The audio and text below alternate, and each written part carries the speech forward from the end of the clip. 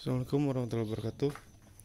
Jadi ini pemanas gas otomatis yang versi terbaru. Sedikit kita jelaskan, ini bagian ini cerobong dan ini untuk spoilernya untuk mengarahkan angin ke kanan, ke kiri sama tengahnya mau seberapa jarak sebarannya. Terus yang lubang-lubang di atas ini untuk buang panas di ruangan mesin supaya spare partnya nggak overhead. Terus di belakang sini ini ada pintu merangkap dengan kontrol panel.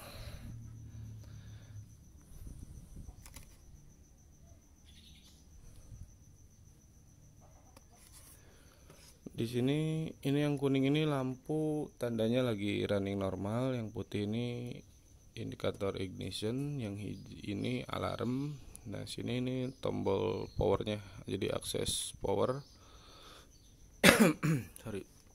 Setelah dari kabel power ini ke sini, terus ini kontrol suhunya, dan sebelah sini ini sensor suhu yang sudah kita panjangkan, jadi bisa ditaruh sensornya di ruang brooding. Nah, ini kontrol panelnya seperti ini CPU nya lah di sebelah sini yang mengatur ke semua komponen-komponen ini. Nah, terus ini katup gasnya yang buka tutup secara elektronik. Ini dinamo untuk kipasnya. Di dalam itu yang mengkilap itu tungkunya. Ke bawah ada pematik dan segala macamnya lah untuk proses penyalaan. Nah, lanjut untuk proses penyalaannya sendiri.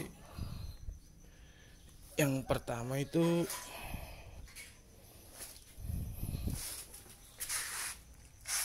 ini dibuka kurang lebih 1-2 putaran si gasnya. Kabel power sudah terkonek. Nah, ini tinggal on. Nah, ini tandanya dia lagi proses pembakaran. Jadi itu kalau warna putih itu busi lagi nyala. Nah, sebelum tadi proses penyalaan harusnya ini setting dulu suhu. Oke, kita lihat dulu ya settingan suhunya. Ini ada di 34. Suhu bawahnya jedanya 2 derajat. Jadi begitu dia sampai ke 34 itu langsung mati sendiri. Setelah turun 34 berarti 33, 32 dia mulai nyala kembali. Nah, itu. Dan ini bisa dirubah-rubah sesuai umur, sesuai dengan kebutuhan broodingnya. Bisa di 34, 33 sesuai kebutuhan lah. Ini bisa dirubah-rubah. Jadi ini mati hidup berdasarkan perintah ini. Nah, sedangkan untuk blowernya sendiri nanti pada saat running ini tetap muter walaupun si api sudah mati. Kenapa? Karena ketika suhu sudah sampai blowernya mati, efek panas dari tungku itu bisa ke sini, ke komponen. Oh ya, untuk teman-teman yang tanya bisa nggak dikonek ke tempron ininya? Bisa, cuma kalau misalkan kita konek ke tempron mubazir dong ini kontrol suhunya di sini. Karena ini udah punya kontrol suhu sendiri. Tapi kalau misalkan ditanya bisa nggak dikonekin ke tempronnya, jelas bisa. Kenapa enggak? Oke, kita cek. Kita coba ya. Ini putihnya cuma sebentar karena gasnya sudah ready, jadi langsung kuning, langsung nyala. Ini kondisi setelah nyala. Oke, itu apinya gede banget. Nah, ini kalau awal-awal hidup nih kayak gini. Awal-awal hidup. Jadi ini kan dicat, jadi agak-agak kebakar catnya. Nah, tadi tuh putaran kita kecilin lagi. Jadi misalkan api segini ini kalau running normal ini udah lebih dari cukup. Ini segini nih udah panas banget lah, nggak perlu gede-gede, malah bisa lebih dikecilkan lagi apinya. Oke, sekarang kita cek si suhunya ketika sampai di 34 ya tadi. Beneran mati apa enggak secara otomatis.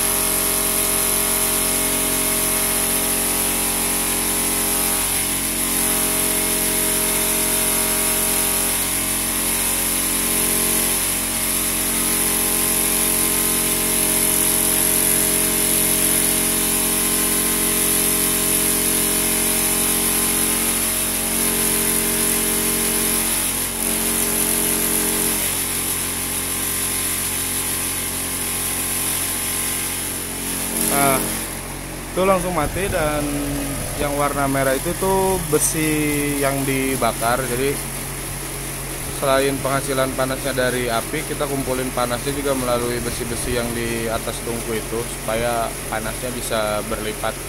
Nah, ini yang tadi saya bilang, begitu suhu nyampe blower tetap nyala. Nah, ini untuk mendinginkan ruangan mesin, bagian ruangan sini nih, biar nggak overheat. Apalagi bagian komponen katup otomatis itu, yang ini nih, kalau misalkan sampai kepanasan nantinya macet. Nah, sekarang kita lihat nanti suhu di 33 beneran di 32 beneran nyala sendiri atau enggak. Ini tangan saya di sini nih. Ini tangan di sini. Nah, kita liatin suhunya di 32 nyala sendiri atau enggak. Nah, tuh. Nyala sendiri. Jadi kondisi di kandang pun seperti ini, begitu suhu brooding sampai dia mati, begitu suhu broodingnya turun dia nyala sendiri. Oke, sekarang kita coba fitur otomatisnya. Jadi kalau misalkan gasnya kita tutup, dia harusnya ngasih tahu, ngasih alarm, ngasih tanda kalau ada error. Nah, ini kita gas tutup full. Ini nyoba nyalain lagi karena dia ngebaca tidak ada api. Jadi termasuk sensor apinya ada di sini. Nah, setelah dia tidak berhasil menyalakan kembali, alarmnya hidup. Itu untuk ngasih tahu ke kita kalau misalkan ada error di pemanasnya. Itu kondisi misalkan kalau habis gas atau ada error lah. Jadi ketika ini harusnya nyala, perintah dari pengatur suhunya ternyata ada masalah. Ini yang ngasih tahu ke petugas kandang gitu kalau ada masalah di pemanas. Nah, kita coba nyalain lagi nih. Dibuka lagi. Nah, langsung dari putih langsung ke kuning tuh langsung terjadi pembakaran. Oke, ini sudah nyala kembali. Jadi ini alasannya kenapa saya di iklan-iklan berani bilang lebih panas daripada yang pabrikan, karena memang volume api itu kita bisa setel. Nah, ini kita main kecil begini udah cukup kalau untuk kondisi normal brooding. Kalau bukan di tempat yang ekstrim banget, segini tuh udah mencukupi banget, jauh lebih dari cukup lah. Tapi kalau misalkan darurat, misalkan ayam keburu datang sementara suhu broodingnya masih di bawah, kita bisa naikin dengan cepat. Nah, itu kelebihannya gitu, kelebihannya dibandingkan dengan yang pemanas-pemanas yang sudah beredar. Apalagi yang pabrikan itu kan nggak bisa di setel, volume apinya susah untuk di setel. Bisa sih kalau teknisi, tapi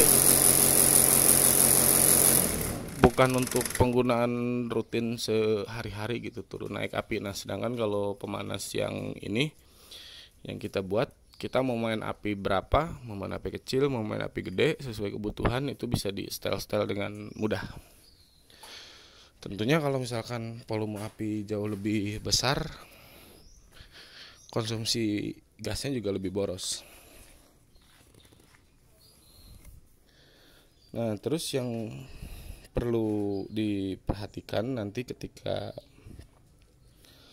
running.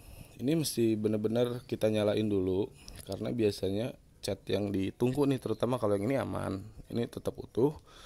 Kalau yang ditungku biasanya ada proses ngelupas dulu kayak tadi, ngebul, dan ya sebisa mungkin sih dinyalain dulu sebelum dipakai gitu, dites dulu nih. Kayak contoh ini kebakar, jadi nanti kalau pada saat dipakai di kandang ini takutnya jatuh-jatuhan, makanya ya jauh lebih bagus dibakar aja dulu, sengajain gitu. Kalau kita dicat ya namanya produk baru, biar kelihatan bagus di painting aja dulu semua, tapi itu bisa hilang dengan mudah gitu.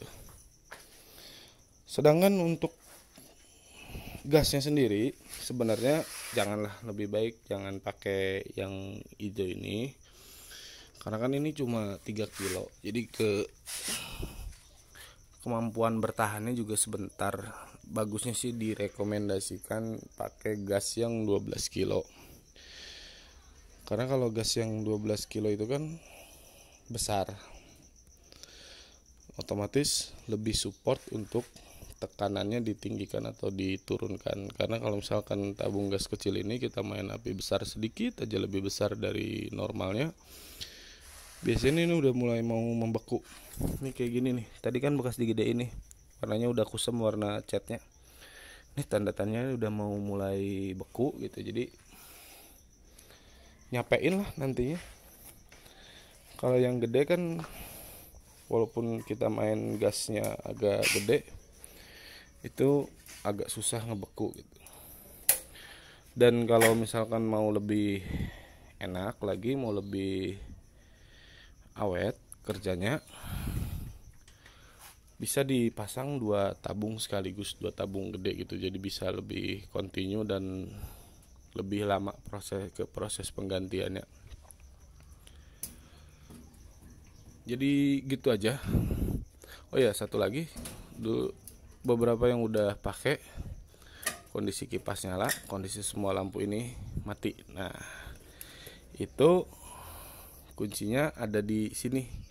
Jadi kalau misalkan suhunya lebih sudah mencapai di suhu yang ditentukan, ya tentunya ini langsung mati semuanya, nggak alarm, semua mati lah.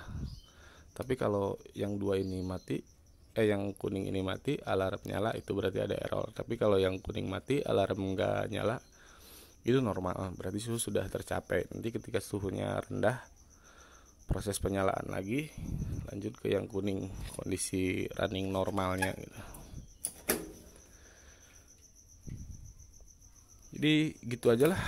Dan sebenarnya kalau misalkan ini udah disetting, gas udah dibuka, ini cuma tinggal kayak gini doang. Tuh, udah langsung nyala.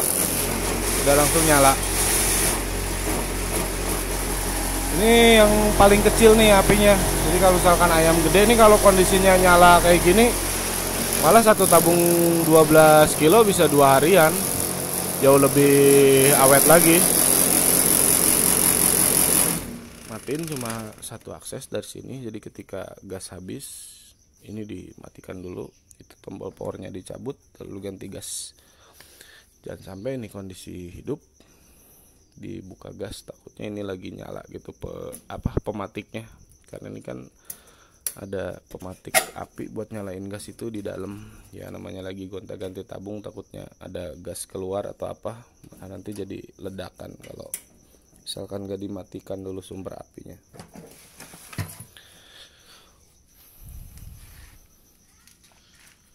Oke, gitu dulu videonya, semoga bermanfaat buat tutorial penyalaannya, dan sampai jumpa di video-video selanjutnya.